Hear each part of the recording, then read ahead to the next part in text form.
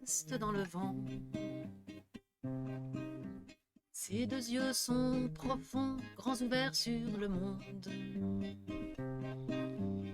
Elle habite une vieille maison qui abrite ses émotions. Tout plein son grenier, des étoiles d'araignée recouvrent des souvenirs qui sont là entassés, qu'elle veut pas ressasser, mais qui pourraient servir. Et bienvenue dans cette émission, le jeudi lecture. Comme promis, puisque vous avez peut-être vu le petit teaser qu'on a fait la semaine dernière, eh bien, on est dans l'Ariège. Bien dedans. Voilà, entouré par les montagnes. On vous montrera un petit peu tout à l'heure. On est chez, Ouais, chez pardon. Michel. Tu voulais dire quoi? Non, je disais les montagnes et les moutons, parce Ah que je oui, vois, les montagnes et les je vois moutons Pelote derrière. derrière nous. Alors, il y a Pelote. Alors, on va faire un Petite voilà, présentation. petite présentation. Donc, Pelote et Tricot, voilà. les moutons. Tricot, c'est celui qui gratte la terre? Non, c'est Non, celui qui a les cornes. c'est celui qui a les cornes. Ouais. D'accord. Et on voit à côté de Zina, une petite jument blanche, et il y en a une autre, mais qui n'est pas là pour le moment. Sa maman, qui s'appelle Lady. C'est la D'accord. fille. Ok. Et sinon, on entendait les poules et les coqs. Alors, il y a des poules et des coqs, on espère qu'ils seront un peu sages. On va voir s'ils sont sages. Peut-être qu'effectivement, la littérature, les livres, les histoires, ça va les Les attirer. calmer, les attirer un petit peu. Ça fait longtemps que tu habites ici, non? Ça commence à faire longtemps, mais j'ai pas l'impression. J'ai toujours Ouais. l'impression que je viens d'arriver. Tu Mhm. sais comment c'est. Mais finalement, non, ça fait 15 ans maintenant que je Ah suis ici oui, à la Bastille. d'accord, ok. 2005, ouais, 15 ans. Et tu regardes toujours les choses d'un œil neuf, nouveau. Je, je crois, ouais. Ouais. Oui, Mais justement, pour parce écrire, qu'elles sont nouvelles. pour écrire des chansons, parce que tu en es à combien d'albums? Oula, 5 disques. 5 disques, d'accord. Mais il y Et aurait de quoi en faire un sixième, mais il n'est pas enregistré. ça va venir. Un jour peut-être, Ouais. qui sait. Tu les as écrites déjà, Elles sont faites, ouais. Elles sont faites? Je commence à les jouer. D'accord. Donc peu à peu, les harmonies viennent dessus. Ça y est. Après, bah, c'est les sous, quoi, pour payer Ah oui, studio d'enregistrement, les d'accord. musiciens et tout ce qui va avec. Ok, ouais, ça c'est Voilà. autre chose. C'est autre chose. Et justement, écrire, c'est pas avoir un regard neuf sur la vie? Je sais pas. Je sais pas si c'est un regard neuf ou un regard vieux comme le monde qu'on va rechercher au fond des trucs et qu'on remet. Je sais pas. Ouais. En tout cas, c'est se reposer des questions ou réfléchir aux choses. Hmm. Ouais. Toi, t'écris pas de livres, hein, t'écris pas de nouvelles, t'écris des Non, chansons. alors j'ai fait, j'ose pas encore vraiment le dire, mais j'ai écrit une petite histoire pour enfants, mais qui est Hmm. encore, Ah bon? voilà, que j'ai donné à un illustrateur, on verra ce que ça donne. Ouais, Et j'ai des idées, des envies, oui, mais non, j'ai encore pas fait plus que d'accord. ça. Et les chansons, tu les écris comment? Ça devient comme ça? Bah non, ça me vient pas comme ça. Je les écris en travaillant longtemps et péniblement. Mais les idées viennent comme ça, les inspirations, voilà. En fait, souvent ça part de choses qui me touchent. J'ai Mhm. envie de partager du coup. C'est ça les points de départ, ou alors de phrases que je trouve belles ou poétiques ou inspirantes. Ça, c'est les points de départ, mais après, bah, c'est du travail, quoi, hein. C'est des journées de ah, je vais mettre ça avant ça, non, mais là, c'est pas clair, non, mais là, je veux pas dire ça comme ça, non, mais voilà. Hmm. C'est juste du travail, en fait. Avec une certaine rigueur, avec une certaine... J'essaye, Ouais. ouais. Bah oui, j'ai essayé plein de trucs. Avant, j'écrivais beaucoup par spectacle. C'est à un moment, je me mettais de côté, enfin, je me mettais disponible pour ne faire que écrire pendant un mois ou deux, et je faisais mes 15 chansons, et voilà. Après, enfin, j'ai eu plein de périodes, et en fait, j'ai eu aussi la période de j'attends que l'inspiration vienne, mais en fait, justement, s'il n'y a pas en même temps une certaine rigueur où je me mets à ma table avec de quoi écrire, ben en fait, ouais, il y a de l'inspiration, mais je mets des phrases de côté. Alors, j'ai des listes et des listes de phrases et d'idées, mais si à un moment donné, je me mets pas dans une rigueur Hmm. de travail, ben j'en fais juste rien, en fait.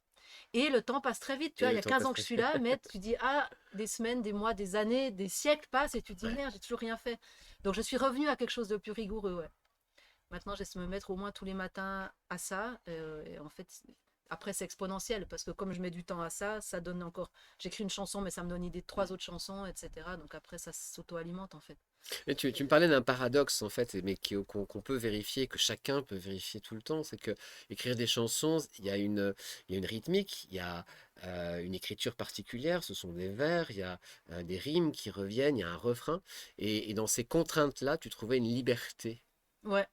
Après, je vois aussi, enfin, je connais ce qui se fait maintenant, tout est possible évidemment. Il y a de plus en plus de gens qui écrivent sans rime, sans forcément faire le même nombre de pieds, tout ça. Moi, je suis assez à l'ancienne, voilà, où je respecte Hmm. le nombre de pieds, je respecte les rimes. Pour moi, ça fait partie de ce qui fait une chanson, voilà, mais ça Mais regarde que moi. ça te donne cette Mais en liberté, fait, de mettre des contraintes, eh cet ben ouais, imaginaire, ouais. c'est paradoxal, mais c'est vrai. Hmm. Enfin, en tout cas, ça canalise parce que c'est déjà tellement trop large. Moi, déjà, juste si je reste sur le thème, que j'ai envie de raconter mon histoire dans un format de 3 minutes, donc il y a déjà des contraintes, mais déjà là, il y a tellement de choses à dire, tellement de. En fait, je trouve que ce qui est le plus dur dans l'écriture, c'est de choisir et d'élaguer. Donc en fait, plus il y a de contraintes, plus ça canalise la façon de Hmm. dire les choses et ça aide, ça m'aide. Ça complique un peu, mais ça m'aide. Enfin, ouais, Bon, alors on avait demandé du paradoxe. soleil pour Il aujourd'hui. essaye, il arrive. Le soleil arrive, ouais. On a eu des rayons de soleil tout à l'heure. Ouais, Donc il va faire ses petites percées. Et puis tu as des animaux qui sont vachement bien parce qu'ils sont tous partis. ouais bah, ils vont Ils revenir. étaient là au début de l'émission pour le générique. Ouais, Voilà, pour vous donner ils envie. seront là à la fin, sûrement, quand on les Et ils revoit. seront là à la fin, ils reviendront, histoire de nous laisser un petit peu papoter. Voilà, c'est Voilà. ça. Alors, tes premiers souvenirs de lecture, puisque cette émission est consacrée à la lecture, c'est quoi tes premiers souvenirs de lecture? Et ben en fait, mes premiers souvenirs de lecture, ils sont très, j'allais dire récents. Ils sont assez tardifs. Je suis, je le deviens, mais quand même pas une bonne lectrice. En fait, jusqu'à très tard, j'ai pas lu de bouquin moi. Je trouvais ça long et puis ennuyeux. Pas, peut-être j'étais pas tombée sur les bons bouquins, mais en fait j'avais même pas vraiment essayé l'idée de me mettre derrière un livre et donc pour moi dans du silence, dans un coin toute seule et puis du coup séparée des autres, ça m'embêtait. Et donc moi j'avais la chance d'avoir une sœur aînée de 2 ans et demi plus âgée que moi Mhm, qui adorait lire, donc en mhm. fait elle me racontait des histoires et donc Ah, c'est elle peinard, qui lisait. Et peinard. moi j'ai toujours adoré écouter les histoires et qu'on me les raconte. Ouais. J'ai besoin que ça passe par un humain en fait, directement.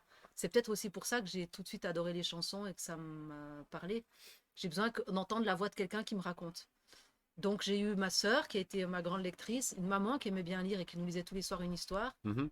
un papa aussi, plus pendant les vacances, qui des fois nous faisait tout un roman par petits bouts sur une semaine ou deux. T'as des Donc, souvenirs de ces histoires? ah oui, Ouais. bah, il y avait Lesquels? notamment 20 milieux sous les mers. Ah, Ouais, Jules Verne. Jules Verne, ça, et puis bah, je sais plus le titre, le truc dans la grotte là.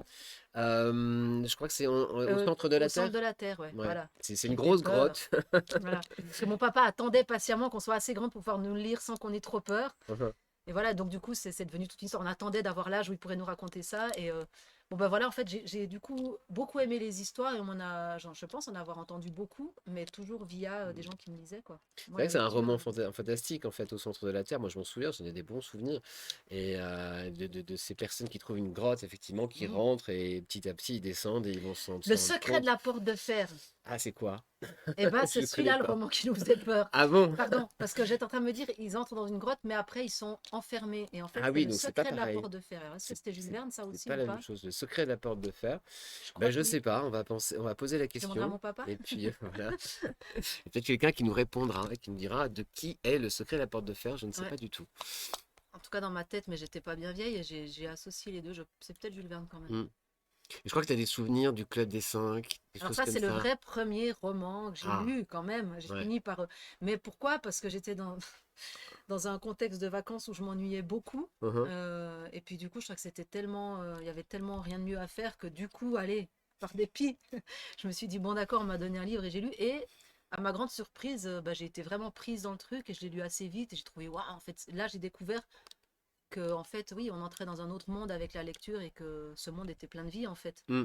et que quelque part je pensais me couper des autres mais je me mettais avec d'autres alors imaginaire ou via la lecture mais j'ai découvert ça à ce moment-là mais quand même je préfère la réalité au virtuel donc je suis vite D'accord. revenue à Mais bon, des copains imaginaires, t'en as eu quoi, quelques-uns. ouais Ouais. ouais le chef des cinq ils ont été mes copains à l'histoire de quelques jours. Euh, du coup, quelles sont... si, tu m'avais dit, quelles sont les lectures qui t'ont laissé une trace?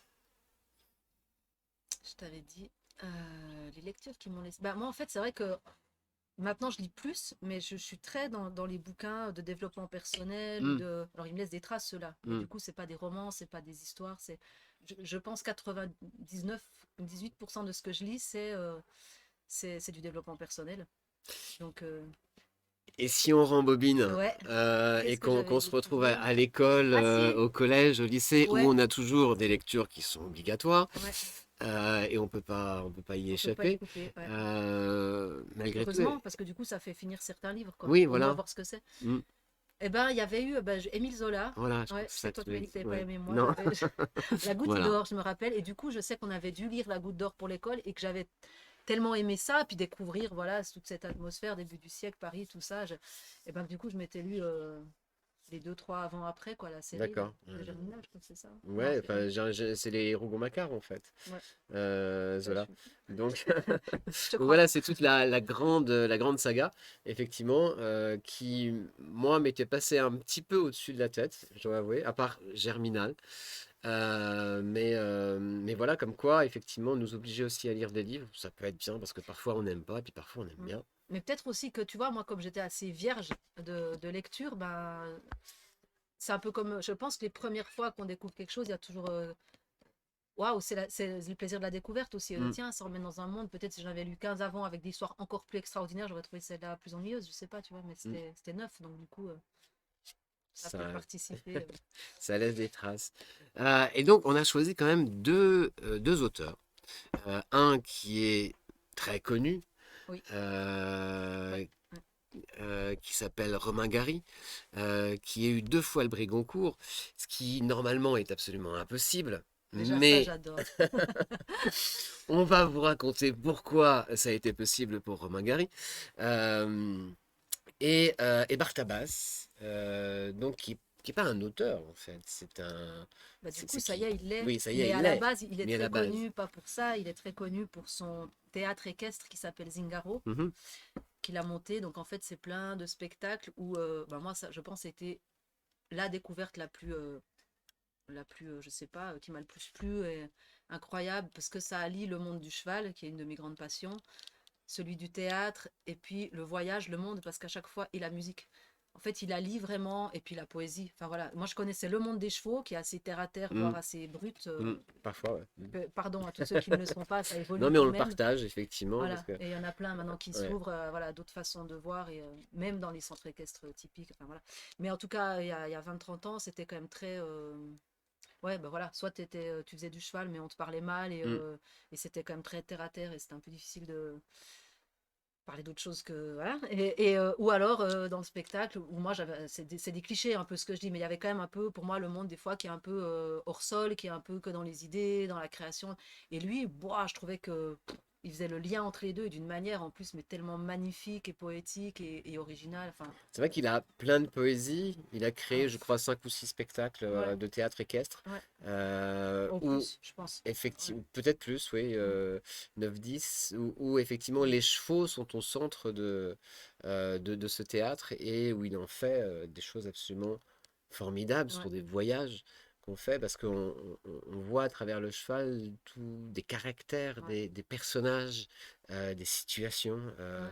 et on voit que le cheval a comme une âme, Ouais. en Et fait. concrètement, enfin, ouais, ils ont une âme, et en plus ils sont vraiment à pied d'égalité. Enfin, moi, le premier spectacle, je crois qu'il y a un de leurs premiers spectacles de Zingaro que j'ai vu, je les ai tous vus après, c'était Cabaret équestre. Mhm. Euh, et ben, déjà, concrètement, il va inviter, il y avait un chœur de femmes berbères, il y avait un chœur d'hommes caucasiens, donc déjà, il va chercher les vrais gens dans le pays. Donc déjà, on a déjà ces deux mondes Mhm. qui se, enfin, qui Qui se s'associent, et ça croisent, fait ouais. déjà un truc magique, quoi, quand Mhm. tu as enfin, déjà, chaque truc te met les poils comme ça, parce que juste rien que les chants, c'est magnifique. Mais alors en plus, ces femmes berbères pleines de couleurs avec leur you-you, et puis les autres en face avec quelque chose d'un peu austère, mais qui te Mhm. prend aux tripes. Et après, ben, pareil, le monde des chevaux chez les berbères, le monde des chevaux, là, avec lui en plus après sa poésie, et des numéros. Pour moi, il y a tellement d'humour, d'autodérision, Mhm.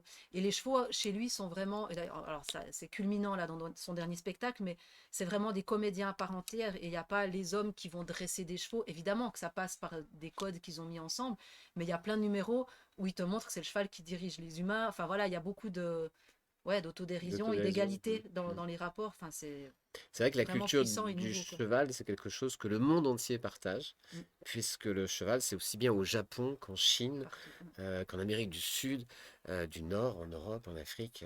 Voilà, c'est une culture bien particulière, celle du cheval. Alors, justement, tu as choisi quelques extraits, deux Et extraits. oui, parce que Bart Abbas, donc il a fait des films, il a fait, en plus c'est ça, et c'est vraiment un artiste multiple.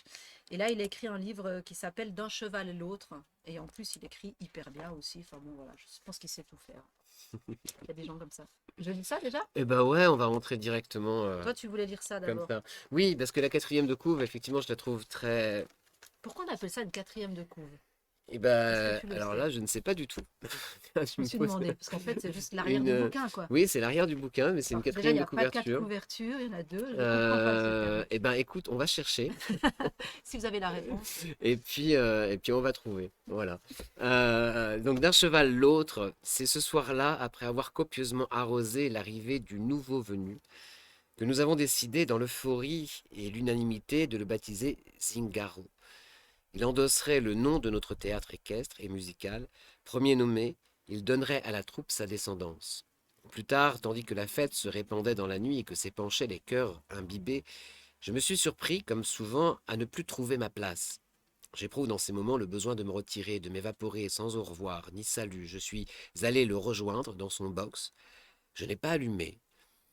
Je me suis glissé dans son antre, comme on se glisse sous les draps de l'amante endormie.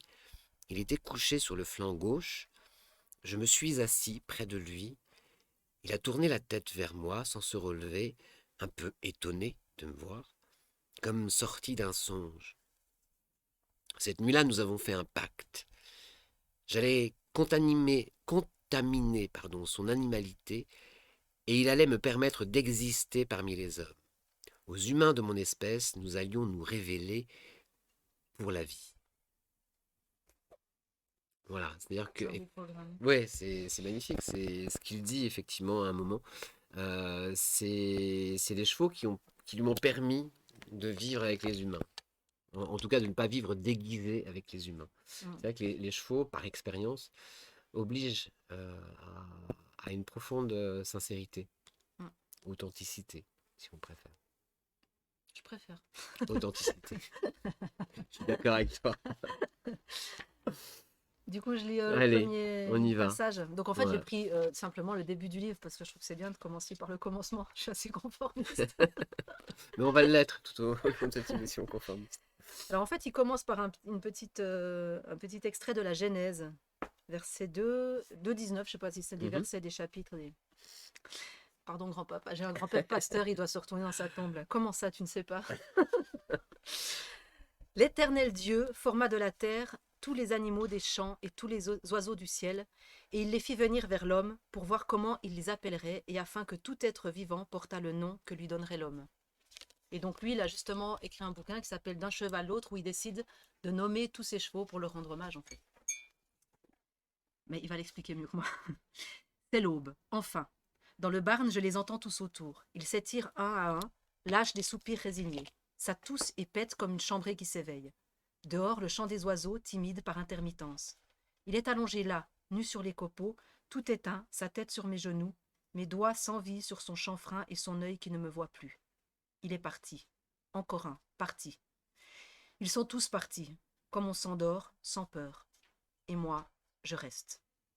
Encore un peu et je m'en irai, et la mémoire avec. Allez, il faut les dire, tous. Les dire pour que le temps n'avale pas leur nom, en découdre avec ma mémoire, réveiller ce champ de bataille, ce chantier que les jours absorbent.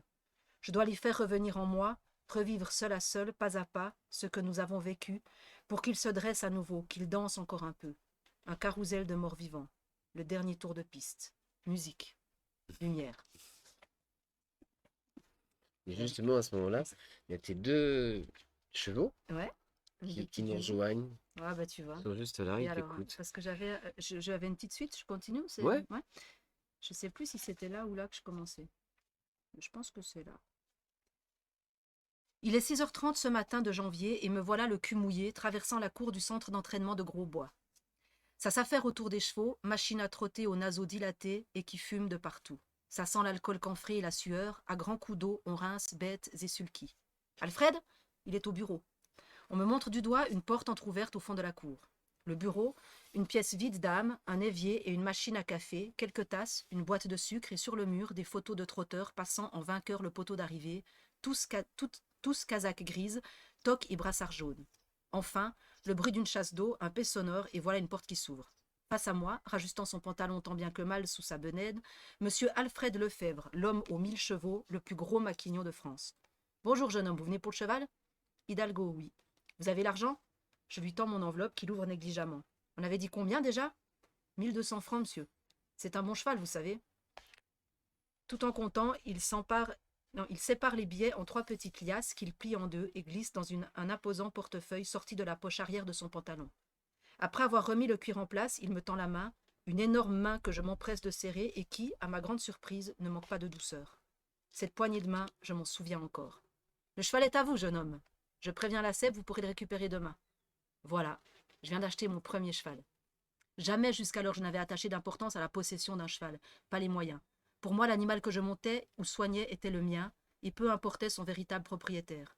C'était d'abord un nom sur une fiche de carton disposée face au mien sur un tableau, et que je découvrais à l'aube, ma selle sous le bras, dans le pigeonnier de la célèbre écurie du maître entraîneur André Adel.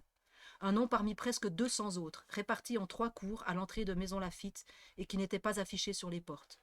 Une fois son box trouvé, j'allais me présenter à lui, le bouchonner, en tentant d'évaluer son caractère. Après lui avoir curé les pieds, je le sellais, et une fois dans la cour, on me hissait sur son dos. Alors là, oui, c'était bien mon cheval. Le mien pour un matin au moins. Mon gaille. Celui que j'allais galoper et sauter au premier lot sur les pistes d'Achères. Tous ces pur sang qui m'étaient attribués le matin, comme en course, n'étaient pour moi que des sensations. Sensations de vitesse, de puissance et d'agilité. Je ne connaissais d'eux que la joie d'aller jusqu'au poteau. Mais là, maintenant, c'est une autre histoire. L'histoire de ma vie. Partir à l'aventure sur les routes avec un cheval dans ses bagages, c'est d'un coup la prendre, la vie.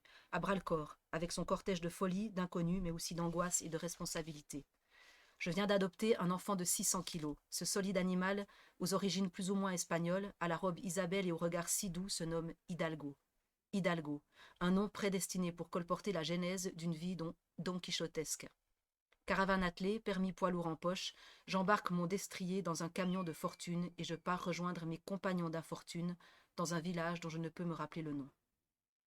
Il faut au poulain 3 minutes pour se tenir sur ses jambes. Un homme, lui, parvient à peine à marcher en un an passé. Du haut de ses 10 ans, c'est lui le maître cheval qui prend en charge mon débourrage. Il me fait comprendre ses peurs, la brutale exigence de son corps massif et pourtant si fragile. J'apprends à trouver sa nourriture, à courir les scieries à la recherche de copeaux pour l'héberger dans les règles, à le soigner, à le conduire partout sans crainte, à ne dormir que d'un œil, à redouter la plainte qui m'appelle, celle qui me fait bondir la nuit hors de ma caravane, le sang d'angoisse et le nœud au ventre. Oui, je dois respecter ses horaires et ses humeurs, devancer ses craintes pour pouvoir les apaiser d'abord, observer, anticiper. Il m'apprend à penser cheval. Et puis il me faut à mon tour l'initier à son nouveau métier, nous bâtir un répertoire. C'est un apprentissage par effraction. Nous devenons des braqueurs d'espace public. Les parcs et leurs pelouses immaculées, les terrains de foot de village ou les boulodromes en tapissette, tous sont nos aires de jeu. Violés en catimini sous le regard bienveillant et curieux des passants, puis sous la vindicte des cons qui en général précèdent l'arrivée de la force publique. Fuite au galop sans pourparler, battre en retraite, toujours, mais en gagnant chaque fois un peu de ce qui n'appartiendra qu'à nous.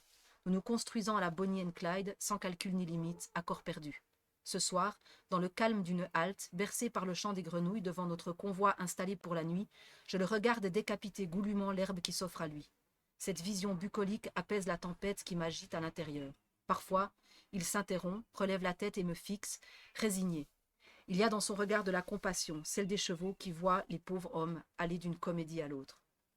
Nous voici maintenant, d'un même élan tonitruant, déboulant place de l'horloge. Éclair sur le pavé, debout sur son galop, crête au vent et lèvres noires, j'éructe en scorvatch, un poulet égorgé en étendard.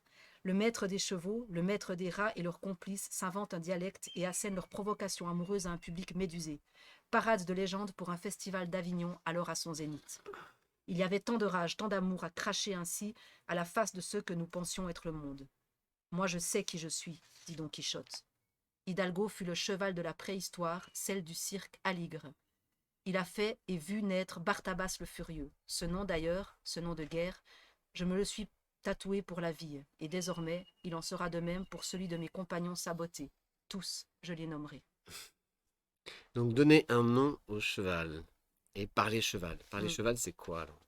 Ah, parler cheval, c'est quoi?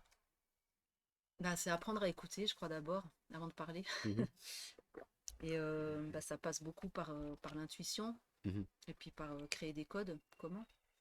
Ce qu'il dit effectivement ici, c'est-à-dire qu'il y a une relation qui se noue petit à petit, Mm. comme elle s'est nouée avec tes deux magnifiques chevaux. Oui. Là. Une petite chanson, continue en Allez, chanson. Allez, on hein, enchaîne? Ah on bah du coup, enchaîne. alors laquelle, mon Ah Dieu? bah celle que tu J'ai veux. réfléchi, j'ai hésité, puis là je me dis, bah tiens, je vais en faire une autre finalement. Voilà. Ben si, allez, puisqu'on a parlé de mes petits animaux et qu'on est dans les animaux, Mhm. j'avais pas prévu de faire celle-là, mais c'en est une nouvelle qui est justement pas encore sur Ah, aucun disque. super, donc Alors tu, secret, hein, vous la ouais, transmettez pas. vous en parlez à personne. Non, Vous la gardez pour vous. je vais vous parler de mes petits animaux justement, entre autres. Enfin, c'est bref, vous allez voir.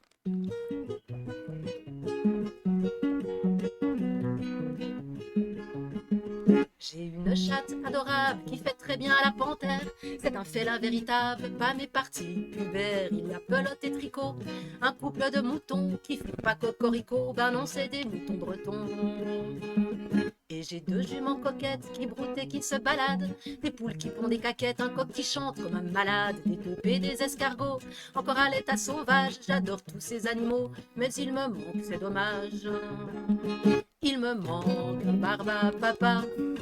Donnez-moi un barba papa. Oh, je voudrais un barba papa. S'il vous plaît, un barba papa.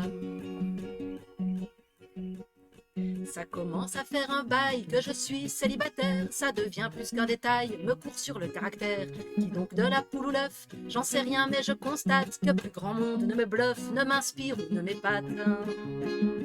J'ai pourtant jamais rêvé du fameux prince charmant, et j'ai toujours préféré aux fantasmes les vivants. Je veux juste un tout en un, ça me semble un minimum. Papa, papa le fait bien, c'est pourquoi au lieu d'un homme, je voudrais un barba papa. Donnez-moi un barba papa. Oh s'il vous plaît, un barba papa. Mon empire pour un barba papa. C'est pas qu'une histoire d'amour ou de sensualité, mais y a des tas de trucs pour lesquels seul t'es emmerdé. Avec mon barba papa, on se débrouillerait très bien. Il saurait de ses 12 bras simplifier mon quotidien. Barba papa peut tout faire, il le fait et il aime ça, y a pas à dire ça libère. Je veux un barba papa, lui, il n'en a jamais marre. Il fait 3 trucs à la fois, il invente, loue et répare. Ah la la, barba papa. Je voudrais un barba papa. Donnez-moi un barba papa. Oh s'il vous plaît, un barba papa. Je voudrais un barba papa. Mon potager, entre deux tomates, le voir s'allonger et sortir ses pattes. Qu'on donne, il fasse le château et d'un barbatruc, mon alter ego. Je suis une fille réaliste, je veux juste un barba papa qui me console quand je suis triste, toujours présent et sympa. Je passe ma vie au jardin à guetter les taupinières que j'arrose tous les matins, déjà au moins depuis hier. Mais au rage, au désespoir, il ne se passe toujours rien. Je pleure sur mon arrosoir, il ne viendra pas, je le crains. Prise par ce gros coup de blues, j'ai pas vu que t'étais là, que 2 bras valent mieux que 12 quand ils sont tendus vers moi.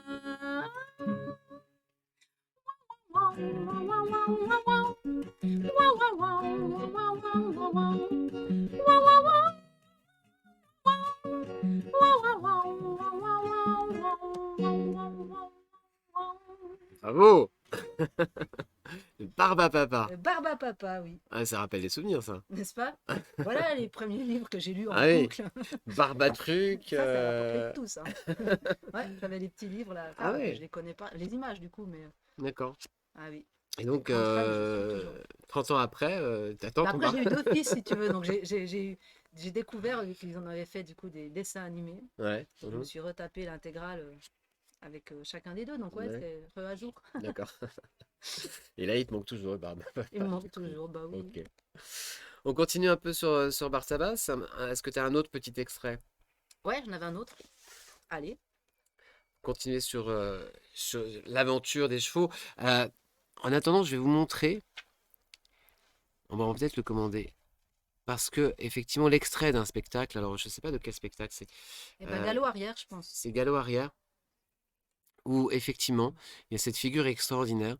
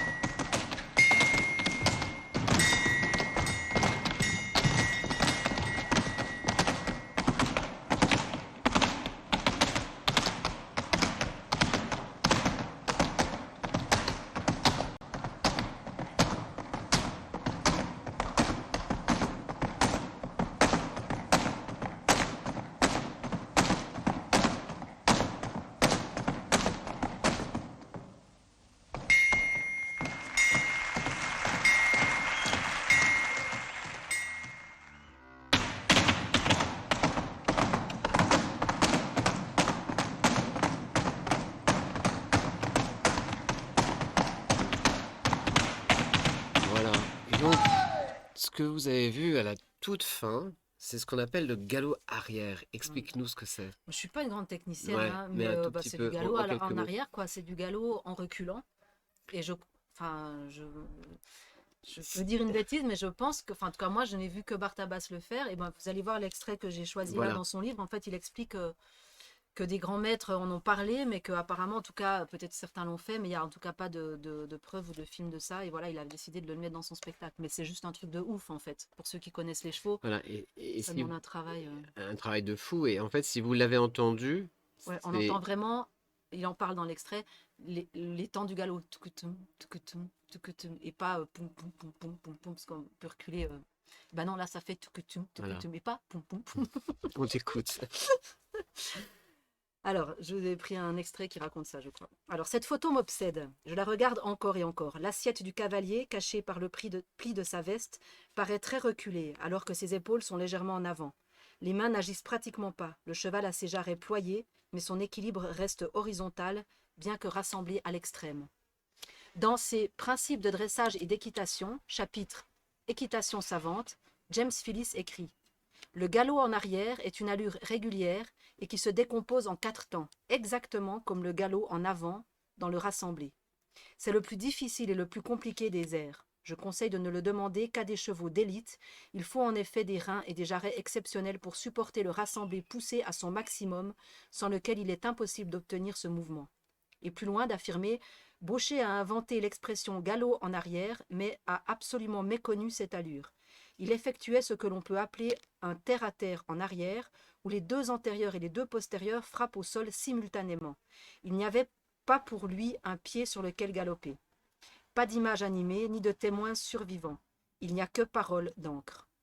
Qu'à cela ne tienne, devant nous, mes maîtres, je vais relever le défi. Mon cheval Quichotte exécutera le plus sûr des galops en arrière et, pour qu'il n'y ait pas de contestation possible, il le fera sur un plancher de bois. Ainsi, d'où que vous soyez, vous pourrez entendre la mélodie des 4 temps du galop suspendus dans les airs. Donc c'est ce qu'on vient de voir.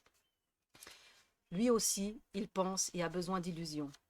Donc là, il parle de ce cheval Quichotte qui réalise ce galop arrière avec lui, et ça s'appelle l'envol. Sois persuadé qu'en dressage, le succès en tout vient de la préparation du cheval, me souffle Étienne Brudent. Sous la selle, il est sérieux, presque froid, sûr de sa force. Il s'émeut rarement et apprend vite. Son piafé manque d'élévation et de rondeur pour l'instant, mais le travailler lui allège l'avant-main, peut-être en perspective d'une levade qu'il aurait posée et stable, car ses jarrets sont forts et son rein puissant. Je l'ai écouté et privilégie le travail au galop. Depuis 4 mois, nous avançons de concert. Ses appuyés sont cadencés et ses battues régulières. Il commence à rapprocher les changements de pied, s'assoit sûrement dans la pirouette qu'il exécute avec lenteur aux 2 mains. Il répond bien à l'engagement de mon bassin pour augmenter l'impulsion et rassembler son galop. Il accepte maintenant le galop sur place dans la descente de mains et de jambes. Avec lui seul, je partage ce chemin et nous allons sans témoin ni permission. Depuis quelque temps, j'installe une proposition. Au galop à gauche, celui où il a le plus d'aisance, à faux sur le petit côté. C'est un peu technique, mais bon, Hmm. voilà. Ça parlera plus au cavalier. Mais n'hésite pas à donner petites Ben, explications en sur ça? fait, à faux, c'est par exemple, normalement quand on tourne, quand on fait un cercle à droite, par exemple, le cheval galope à droite, c'est-à-dire qu'il met son pied de devant comme ça.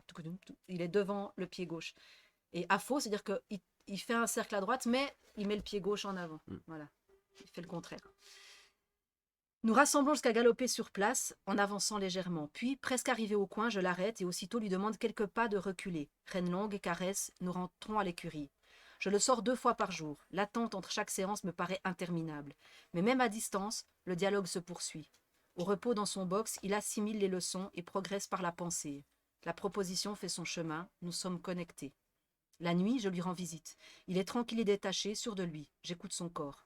Ses tendons me parlent bien, ses jarrets aussi, pas de molettes ni de vestigion.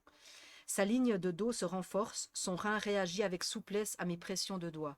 Il me conforte dans mon approche du travail. Durant cette période fiévreuse, je me projette vers lui en avant de moi. Ce matin, son galop rassemblé est impressionnant d'énergie et de calme. À l'allure, sur place, ses mouvements semblent libérés de la contrainte du poids. Sa cadence est régulière, je l'accompagne de mes hanches. Il est tout entier dans mon assiette. Léger sur la main, sa tête est fixe dans son balancier et ses oreilles tendues vers l'avenir. J'entends son mort à pompe me jouer un air et, à l'endroit précis où je demandais mon arrêt et reculer, je renforce mon action du bassin tout en gardant le tempo. Je recule mon assiette et porte légèrement le haut du corps en avant, comme le fléau d'une balance. J'inverse le mouvement, je ferme les doigts en cadence, appel de la langue. Quichotte pointe ses oreilles et, sans altérer son branle de galop, exécute 2 petites foulées en arrière. J'ouvre les doigts, rends la main, le couvre de caresse, mes pieds à terre, le désangle et lui ôte la selle. Nous rentrons à l'écurie. Encore tremblant, je lui parle et le congratule. À l'écurie, encore tremblant, je lui parle, pardon, et le congratule. Il me regarde tranquillement, en avalant une à une les carottes que je lui tends. Je sais qu'il partage ma joie, nous nous sommes rejoints. Sous le chapiteau du cabaret équestre, à l'aplomb de la coupole, tel un encensoir, se balance un lustre. Dans une traînée d'encens, il dit sa prière à François Baucher, qui est un des grands maîtres d'équitation. Dessous, sur le plancher de bois, des sabots martèlent le contretemps de notre histoire. Une enclume pour métronome. Piaffé, levade, pirouette au galop, galop sur place, reculé au pas, l'archet d'une contrebasse introduit le point d'orgue. Silence. Au galop, il s'avance et dans un même élan, sur place et en arrière, au galop se retire, laissant devant lui la musique de ses pas. Celle sous le bras, je le salue. Seul dans la lumière, nu, sous les bravos, il savoure son triomphe. L'histoire l'a nommé Quichotte. Par chance, je l'ai rencontré. Magnifique. Hidalgo, Mm. Quichotte. Effectivement, il y a du Don Quichotte chez Barthabas. Ouais, Aller se battre contre les moulins à vent. L'histoire d'une vie. Donc voilà, si vous aimez les chevaux, c'est d'un cheval l'autre. Je trouve que le titre est magnifique. Et ça permet de voyager d'une façon totalement différente. Et j'ai envie de dire, même si vous n'avez pas les chevaux, en fait, parce qu'il y a quelques petits passages un peu techniques, mais sinon, c'est vraiment, c'est la vie, quoi. C'est touchant. En fait, c'est des relations, du coup, beaucoup entre les chevaux et lui. Mhm. Mais enfin, ça parle des relations entre êtres vivants, de manière plus large. Et le Et le soleil fut soleil est là au On moment où l'avait tu demandé. dis qu'effectivement ça parle Et ouais, des relations entre humains, mais entre vivants tout c'est simplement. ça. Voilà. Euh, et tu as choisi Romain Gary. Ouais. Pourquoi? Bah, c'est un peu, alors, ma dernière découverte, voilà, hein. Bah, et comme Romain Gary, et donc sous son pseudo Émile Émile Ajar, mais je Ajar. crois qu'il écrit sous un nombre incalculable Non, deux. je crois qu'il en a fait Ah, plus, mais que c'est les deux connus. voilà, c'est les deux plus connus. Il en a Parce, peut-être fait plus, ouais, oui. il en a eu pas mal d'autres, je crois, mais moins connus, et surtout bah, parce que c'est ces deux noms-là avec lesquels il a réussi à avoir 2 fois le prix Goncourt. Personne ne savait qu'Émile Ajar était Romain Gary, et donc il y a participé comme un nouvel auteur, et il a re-remporté, ce qui est normalement Voilà, ce qui ce qui a normalement n'est pas permis. possible puisqu'on peut pas avoir un auteur peut pas avoir 2 fois le prix Voilà. Goncourt. Et Romain Gary a pris le pseudo d'Émile Ajar non pas pour avoir le Goncourt, il Non, s'y attendait absolument pas, simplement parce que il avait sa renommée d'écrivain. Il est d'origine lituanienne, russe, parce qu'à l'époque la Lituanie était en Russie. Il est né à Vilnius. Il est venu adolescent en France. Il a vécu à Nice. Il a fait toutes ses études secondaires en France et puis il a commencé très tôt à écrire. Il a été militaire, il a été compagnon de la Libération, il avait rejoint le général de Gaulle à Londres, il était parti en tant que diplomate, mais son, ce qui le faisait vraiment vibrer, lui, c'était l'écriture, c'était raconter des histoires. Et dans les années 70, Romain Gary, c'est déjà un auteur connu et reconnu, et tellement reconnu que les auteurs parlent de lui comme s'ils connaissaient intimement sa vie, comme s'il savait tout de Romain Gary, alors que lui-même, Romain Gary, dit bah, moi, je ne connais pas. J'en sais pas autant qu'eux Voilà, je ne sur sais moi. pas qui je suis. Et en fait, il parle d'un homme que je ne connais pas. Et finalement, cet homme, il va l'inventer. Il avait cette envie de retrouver un brin de jeunesse. On a tous envie de ça. Et il s'est dit bah, je vais écrire sous un pseudonyme. Et ce pseudonyme, eh ben, il va être publié par des éditeurs, et puis ça sera un nouveau romancier, et je vais connaître le plaisir de la jeunesse à nouveau. Et il s'offre Euh, même le plaisir du coup d'avoir un autre style d'écriture. Émile Ajar Complètement, n'écrit pas comme Romain Gary, c'est quand même exactement. juste complètement Euh, fou, quoi. exactement, il va être publié donc au Mercure, et personne ne va reconnaître l'écriture de Romain Gary. Il publie un premier roman, je crois que c'est Gros Câlin. C'est le titre. Ça veut dire déjà beaucoup, gros câlin, gros câlin de soi en fait. J'aime beaucoup le titre. Et puis le deuxième, donc La vie devant soi, qui raconte, qui raconte quoi alors?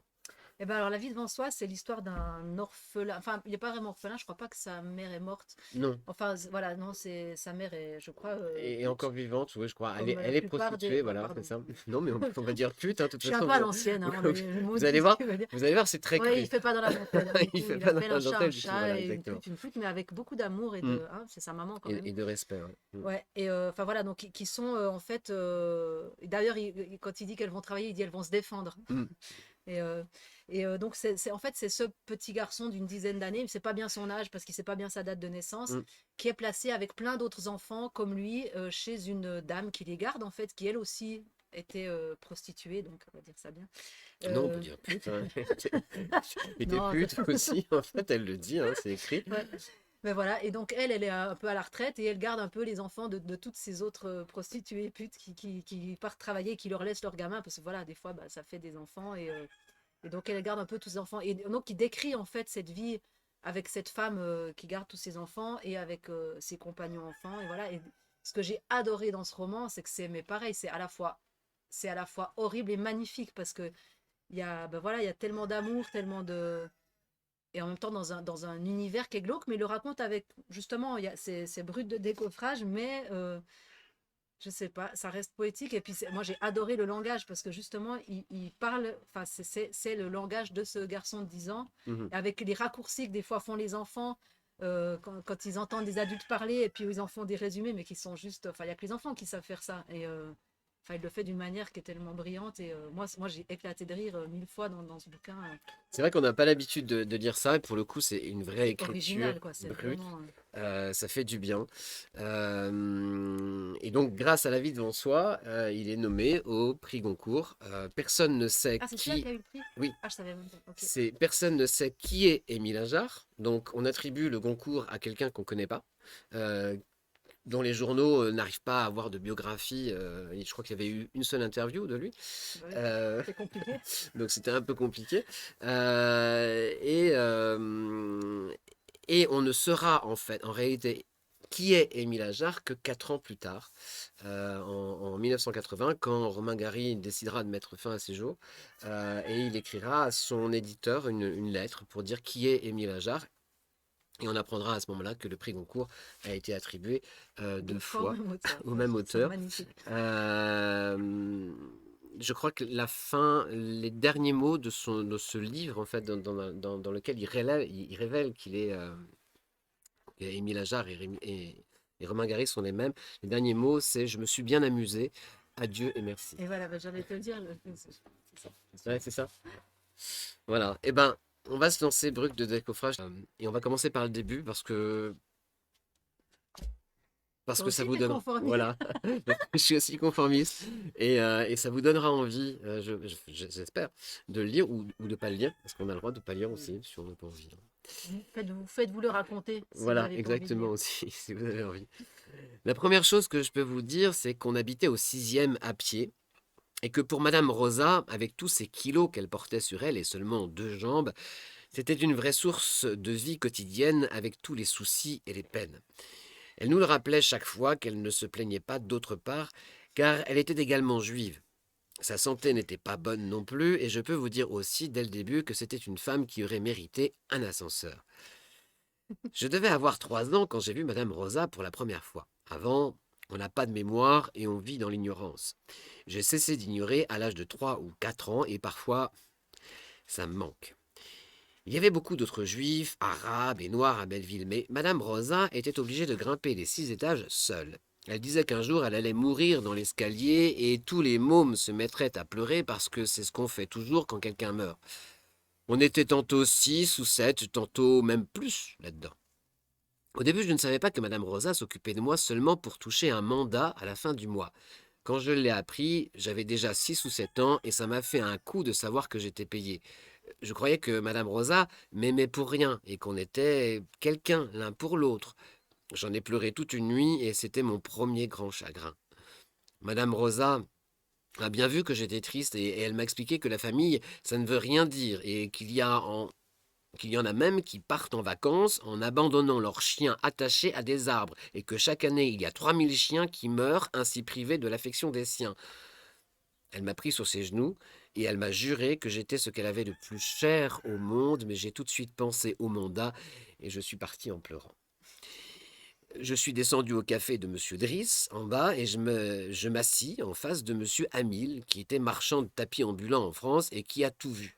Monsieur Hamil a de beaux yeux qui font du bien autour de lui. Il était déjà très vieux quand je l'ai connu et depuis, il n'a fait que vieillir. Monsieur Hamil, pourquoi vous avez toujours le sourire? Je remercie ainsi Dieu chaque jour pour ma bonne mémoire, mon petit Momo. Je m'appelle Mohamed, mais tout le monde m'appelle Momo pour faire plus petit. Il y a 60 ans, quand j'étais jeune, j'ai rencontré une jeune femme qui m'a aimé et que j'ai aimé aussi. Ça a duré 8 mois. Après, elle a changé de maison et je m'en souviens encore, 60 ans après. Je lui disais, je ne t'oublierai pas. Les années passaient, je ne l'oubliais pas. J'avais parfois peur, car j'avais encore beaucoup de vie devant moi, et quelles paroles pouvais-je donner à moi-même, moi, pauvre homme, alors que c'est Dieu qui tient la gomme à effacer. Mais maintenant, je suis tranquille, je ne vais pas oublier Jamila. Il me reste très peu de temps, je vais mourir avant. J'ai pensé à Madame Rosa, j'ai hésité un peu, et puis j'ai demandé, Monsieur Hamil, est-ce qu'on peut vivre sans amour? Il n'a pas répondu.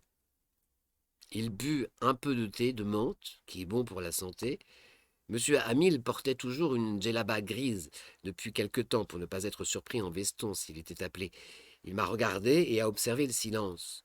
Il devait penser que j'étais encore interdit aux mineurs et qu'il y avait des choses que je ne devais pas savoir. En ce moment, je devais avoir 7 ans ou peut-être 8. Je ne peux pas vous dire, juste parce que je n'ai pas été daté. Comme vous allez voir quand on se connaîtra mieux si vous trouvez que ça vaut la peine. Monsieur Hamil, pourquoi ne me répondez-vous pas? Tu es bien jeune et quand on est très jeune, il y a des choses qu'il vaut mieux ne pas savoir.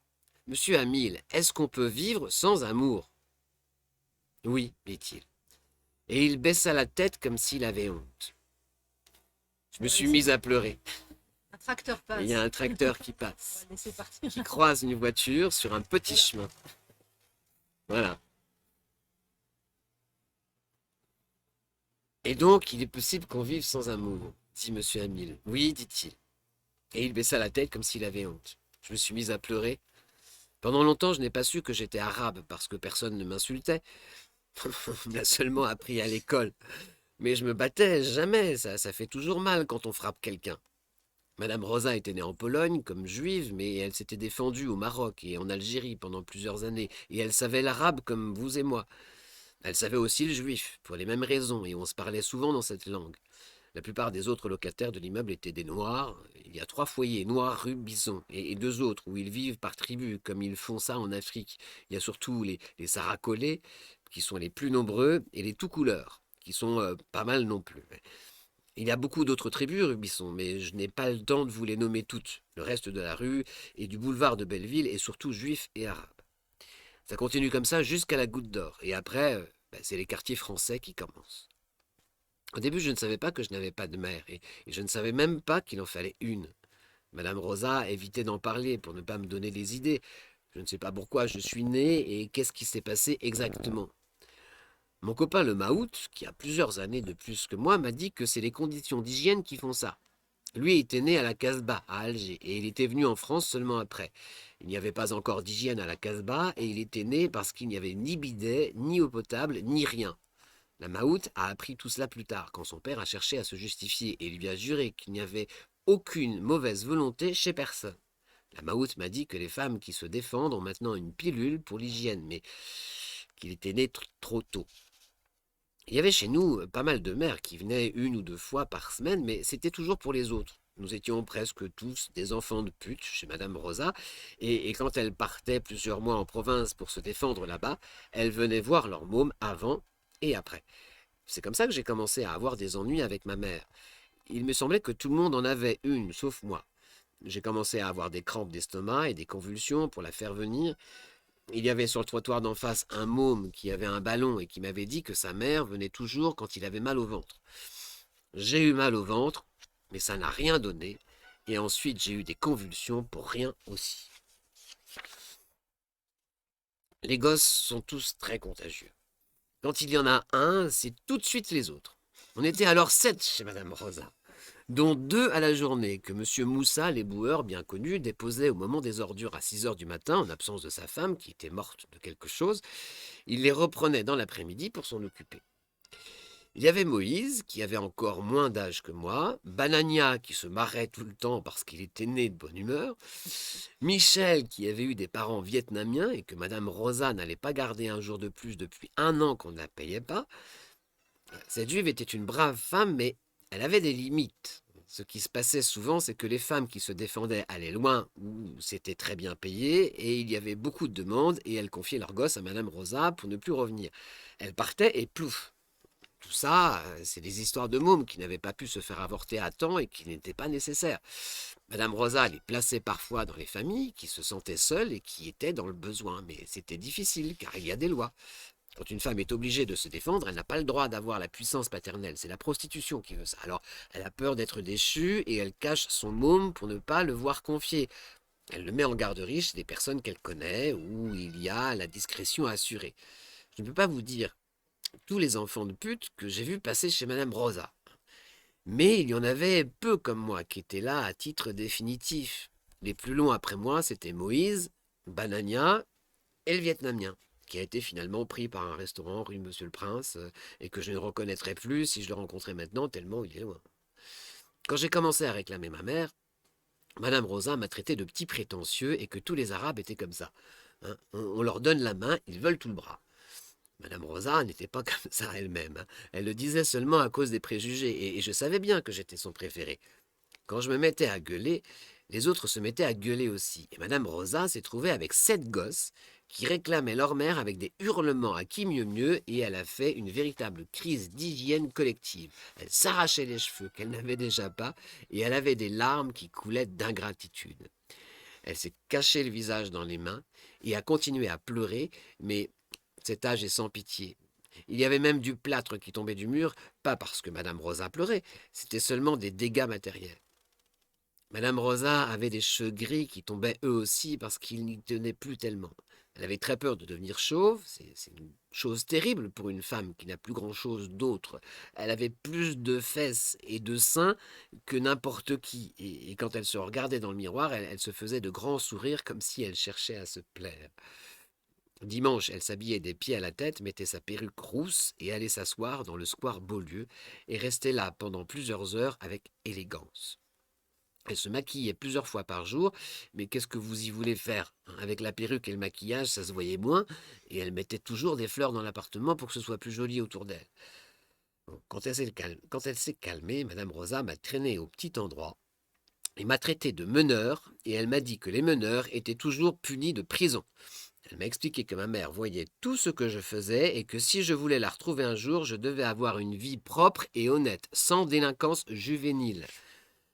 Le petit endroit était encore plus petit que ça, et Madame Rosa n'y tenait pas tout entière à cause de son étendue. Et c'était même curieux combien il y en avait pour une personne si seule. Je crois qu'elle devait se sentir encore plus seule là-dedans. Lorsque les mandats cessaient d'arriver pour l'un d'entre nous, Madame Rosa ne jetait pas le coupable dehors. C'était le cas de petit Banania. Son père était inconnu et on ne pouvait rien lui reprocher. Sa mère envoyait un peu d'argent tous les 6 mois et encore. Madame Rosa engueulait Banania, mais celui-ci s'en foutait parce qu'il n'avait que 3 ans et des sourires. Je pense que Madame Rosa aurait peut-être donné Banania à l'assistance, mais pas son sourire, et comme on ne pouvait pas l'un sans l'autre, elle était obligée de les garder tous les deux. C'est moi qui étais chargé de conduire Banania dans les foyers africains de la rue Bisson pour qu'il voie du noir.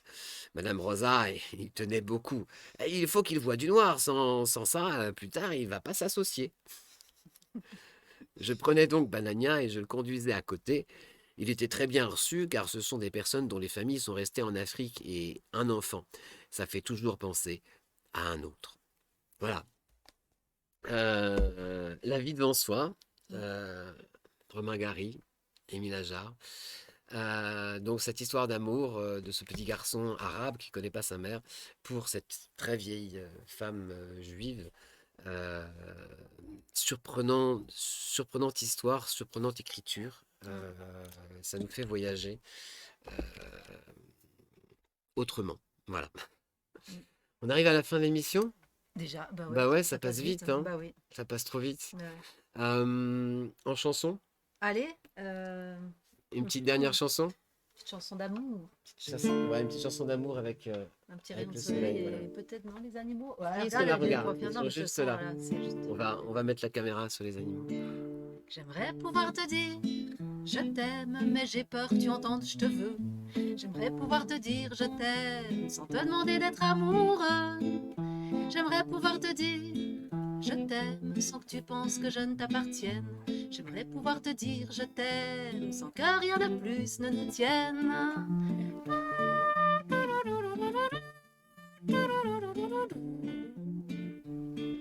J'aimerais pouvoir te dire je t'aime sans que ça ressemble à une promesse. J'aimerais pouvoir te dire je t'aime sans que tu prennes ça pour une faiblesse. J'aimerais pouvoir te le dire parce que je t'aime, c'est juste comme ça. Parce que mon cœur a des fous rires, il est heureux quand il te voit.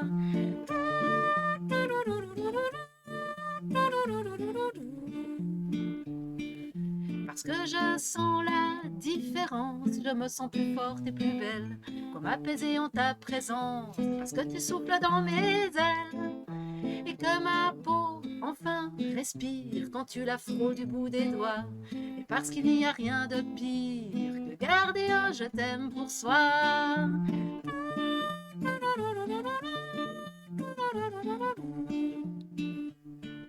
J'aurais aimé te dire je t'aime, mais je craignais les sous-entendus. Oui, j'avais peur que tu comprennes autre chose qu'un simple je t'aime tout nu. J'aurais aimé te dire je t'aime, un jour je l'aurais fait, crois-moi. Je t'aurais dit comme ça. Mais c'est toi qui l'as fait pour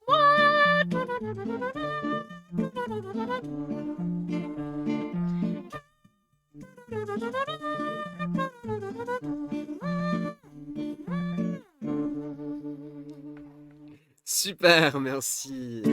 Et on termine en soleil, le soleil sur toi. Voilà, Waouh. magnifique. On est sur scène. Et voilà, Merci. les lumières sont là pour toi. Ils nous tournent le dos. Alors, si on les appelle. Dina, Dina, salut ma belle. Tu dis au revoir aux gens. Dina. Ouh, c'est Tricot qui se lève. Ah oui, tricot, alors c'est. Voilà. Ah, il est un peu caché derrière la fontaine. Voilà. Bah, je vais aller. Hop. Et les amis. Venez nous voir pour la fin. Ah, c'est pas sûr, hein. Hop, hop, hop, hop, hop, hop. Ouais, tu le fais super bien. Magnifique. Voilà, bah en tout cas, ils sont heureux ici et nous aussi, nous le sommes. Merci de nous avoir accueillis. Je reviens sur la bonne caméra. Attends. Ouais, il y a deux caméras, c'est la grosse production là. Bah merci Michel de nous avoir accueillis chez toi ici à la Bastide de Sérou. C'est à toi de proposer ça, c'est cool. Bah écoute, voilà, on passe un beau moment à lire, à découvrir des histoires, à faire une petite pause comme ça, Mm. un voyage, comme tu disais tout à l'heure, avec des copains imaginaires. Ouais, Parce que Momo, là, c'est un peu notre copain quand on rentre dans le ouais. bouquin. Et puis Bartabas aussi, c'est un peu notre copain quand on va là-dedans. Quand on rentre dans ces histoires, dans ce monde merveilleux, en Mm. fait. Et puis, eh bien, on se retrouve la semaine prochaine pour une nouvelle émission. Ne me demandez pas sur quoi, je ne sais pas encore. Je verrai. Et puis, et on vous souhaite une très belle fin de journée Et oui, et à très bientôt. Voilà, un peu de, on vous envoie du soleil et de l'amour de l'Ariège. Je voulais voir les montagnes, tiens d'ailleurs. Voilà. je crois qu'on va voir ça. Ah Bah, ouais, peut-être. si, remarque, je vais peut-être pouvoir. Hop, voilà, les Ah, on montagnes. voit l'ombre, regarde. Ouh, ah non, Ouais, bah, c'est pas une ombre. c'est une ombre. Voilà, voilà, on est entouré de ces jolies montagnes, de ces Pyrénées, en fait. Bonne fin de journée à vous Oui, et au plaisir. Voilà. C'est compliqué de alors. passer d'une autre, ça y est, Voilà. comme ça on peut vous faire un au revoir. Un au revoir. Ouais, et si on termine en musique? Méditer chaque matin la Bible dans les mains. Plus que tout, elle y tient, c'est ce qui la maintient. C'est pas demain la veille qu'on l'appellera la vieille. Elle poursuit ses envies, ses rêves de petite fille qu'elle a toujours en tête. Pour elle-même, tout de suite, ce n'est pas assez vite, jamais rien ne l'arrête. Elle semblait éternelle à force d'être belle. Mais un jour mis